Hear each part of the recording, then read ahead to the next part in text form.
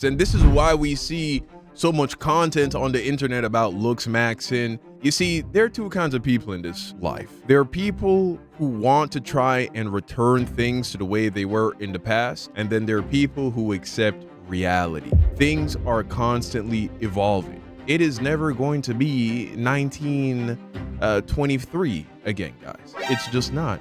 We are going to continue to move forward, and the dating market has changed forever.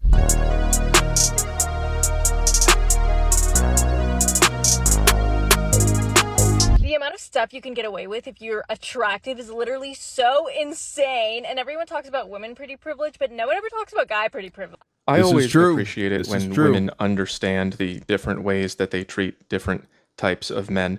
Guy pretty privilege is another word for hypergamy. So first of all, I'd like to thank her for noticing. And second of all, I have a few stories for you to try to encourage you to maybe move up a few notches if possible. But first, listen to how she understands. It's therapeutic. I think if the unattractive guys tried to do the things that attractive guys did to girls, they would be called out for harassment. Yeah, exactly. This girl from an old video said, don't catcall me unless you're attractive. And then she said it was a joke, which means it's kind of true. But if an attractive guy did what unattractive guys did, it would be considered cute. This is where my stories come in. I did some... yeah, you see, when you look like Michael B. Jordan, you can be really into anime. You feel me? Huh? You can be into whatever if you look like a Chad, but as soon as you're not falling into that category, now things that were cute on Mr. Chad over here start looking weird, creepy, and cringe. It is reality. Not very cute things that went over just fine. I feel like attractive guys have kind of like a act like an card that they could use whenever they want because they have a pretty face, and they have unlimited ways on how to hit on women without being a creep. Yeah, you can say quite a wide range of things and it will be okay, but only as long as she feels like this about you. This is a drawing of me when I was at my most attractive, and a relationship that I had during that time where I did nothing and she did more than she should have. This is a timeline of that relationship. I had a crush on this girl when I was 11, and she pretty much ignored me until after college when I lost weight and got in shape. And she sent me a suggestive message on Facebook where she saw my pictures, and we began a certain kind of relationship. And eventually, she let me know that she had been cheating on a different guy with me. And I said, well, that's a bad idea. You should probably either have a boyfriend or have fun, and you should pick one. And so she did. She got rid of him and said, now we can be together. And I said, well, that's not part of the deal. This guy's just going to be me later. And she said, oh, darn, and continued seeing me anyway. And also I had no money and she had money, so she paid for everything while I continued to see other girls on the side. That's how much difference this can make. Oh, yeah. If you can... and that's the thing, man. This isn't a video talking about, oh, there are Chads and then I don't even know what the opposite of a Chad is. If there's a term for that, let me know in the comment section down below. The reality is we all fall on a spectrum that we can go up and down throughout our lives depending on what kind of shape we're in, how well we're taking care of ourselves, how we're dressing. I mean, I've seen myself fluctuate up and down the scale a number of times just within the last 10 years based on where my mindset was and how much I was prioritizing being in good shape, eating healthfully, and dressing fashionably. And so you can experience this yourself. Whatever your baseline is, you can put in the work to go up several notches on the scale, and you will see an incredible change. People will trust you more. It's not just about pulling hoes, man. People will trust you more. People will do favors for you. People will be nicer to you. It's very strange. It just is. It's strange, but this is how humans operate, man. Cross this line, you're going to experience quite a big power differential. unattractive guys have to be more slow about it. They have to be more nonchalant and sneaky about hitting on a girl. Sneaky, okay, we used to call that getting to know someone. When Mm. you're familiar with somebody, it becomes easier to create that bond. And maybe you, as an individual, can work your way out of it, but you can't have everyone works their way out of it. Because if they did, and everybody became more attractive, women would just reevaluate this into another one of these. There would be 80% of the guys who made it would be reevaluated into the didn't make it zone. And those guys have no choice. They have to get familiar with women first. Otherwise, they just get completely left out. And that's why Hmm. the world is looking more and more like this. People don't. Yeah, and that's why you hear so many stories of dudes actually getting with a chick that they have known for a long time, or they were really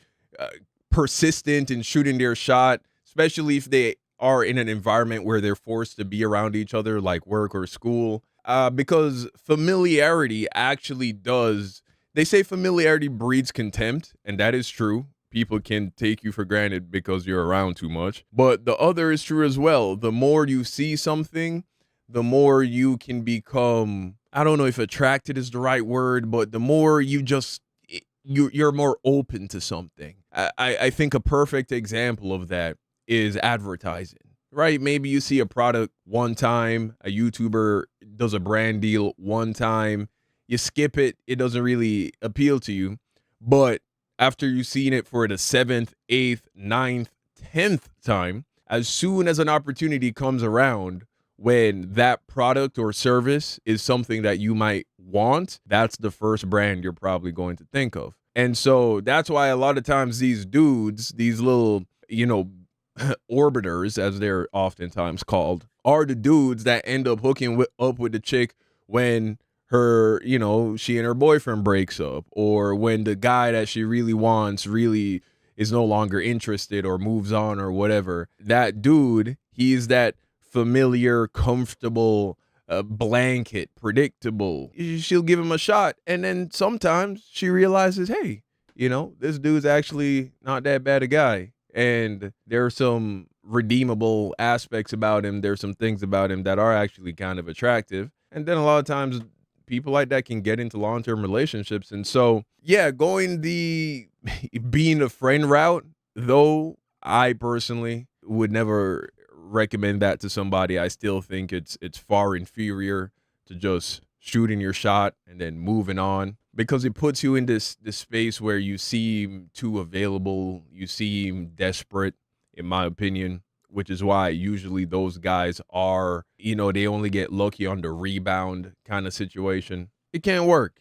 And I suppose some dudes are so shot that that's their only choice. Don't get to know each other anymore. And if you try, women will call it sneaky. That's the one thing she said that I didn't like. They also can't be arrogant and rude, where a lot of attractive guys get away with being rude. That's me. I used to be rude. I was so bitter after I found out the difference between how people treat you when you move from here to here that I actually made a game out of what is the rudest thing that I can say to someone who I know already Yeah, likes. man, that's the red pill rage right there, where you just go from being blue pilled and naive to actually learning a little bit of game, and you become a little bit of a demon. You become the villain for a while, and hopefully you don't stay there too long, and hopefully you don't take it too far. I've never done anything like that where I'm like, oh, how rude can I be to this chick? But you do try and test a little bit and see, what can I get away with?